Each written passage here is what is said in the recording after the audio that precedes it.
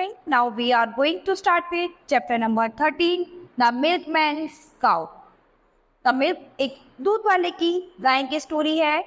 About the chapter, here is story about a cow. Read and find out how angry she was not milk. तो यहाँ पर ये जो story है वो एक गाय की है. इसको पढ़ो और देखो कि किस तरह से कैसे वो गुस्सा हो जाती है जब उसको दूध नहीं मिला था. Thinking skills, find name of 6 different body parts of animals in the grid. What is national animal? फिर यहाँ पर बच्चों आप अपने नेशनल एनिमल का नाम लिखोगे और यहाँ पर कुछ एनिमल्स के नाम जो है वो आपको रीड करने हैं. Now read the chapter. The milkman's cow was in a bad mood. तो एक दूध वाले की जो गाय थी वो बहुत ही बुरे मूड में थी. It sat in the middle of the road and refused to move. और वो सड़क के बीचों बीच बैठी हुई थी और वहाँ से हिल नहीं रही थी.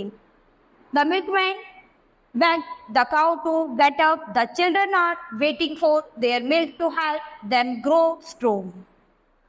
तो दूध वाला जो था वो गाय को वहाँ से उठा रहा था और बच्चे जो थे वो वेट कर रहे थे उसके दूध के लिए जो कि उनको मदद करेगा स्ट्रॉन्ग रहने में. Please get up he pleaded. तो वो रिक्वेस्ट करने लगा प्लीज उठ जाओ.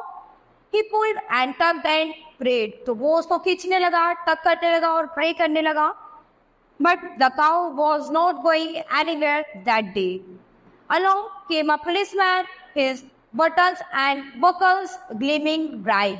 तो ये सब देख के पुलिस वाला वहाँ पर आया. हम he said Training his long motions, I'll show you how to do it right.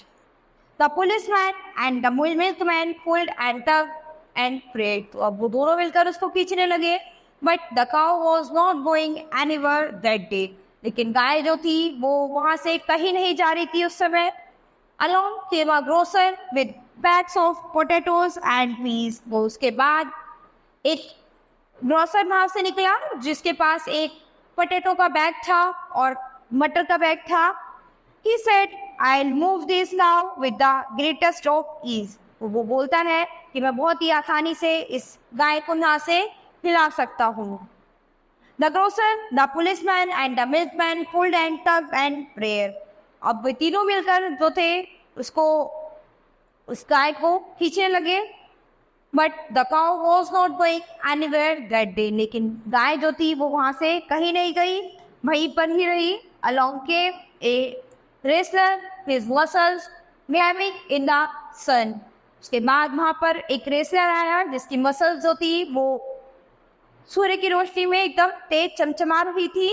He said I have the strength of 10 horses, so this should be fun. उसके बाद वो कहता है कि मेरे अंदर करीब 10 घोड़ों जितनी ताकत है तो मैं ये बहुत ही आराम से कर दूंगा.